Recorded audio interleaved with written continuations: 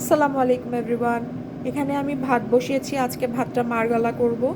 তো এর জন্য কারণ একটু কিছুদিন ধরে এই চালটা খাওয়ার পর থেকে মনে হচ্ছে যে ভাতটা অনেক বেশি আঠা আঠা হয়, আর একটু মানে অনেক বেশি কি জানি বলে পানি পানি থাকে। তো এর জন্য আজকে মারগেলে ভাত রান্না করব। আর এই যে বেইগেলটা বসিয়েছি। এই যে বেইগেলটা, এটা এই দেশের খুবই পছন্দের একটা খাবার, কারণ এরা সকালবেলা টিম হর্টন, এখানকার যেমন স্টারবাক আছে আমেরিকার, এই দেশের হচ্ছে টিম হর্টন। তো টিম হর্টনে সবাই এক কাপ কফি আর হচ্ছে এই বেইগেলটা খায়, আর এটা আসলেও খেতে অনেক মজা। আমি ট্রাই করেছি, তারপর তো আমি এটার ফ্যান হয়ে গিয়েছি। তো বাসায় এনেছি কসকো থেকে কিনে, এখন এই বেইগেলটা একটু এটার মধ্যে হানি দিয়ে তারপরে খাবো, আর এটা অনেক হেলদিও।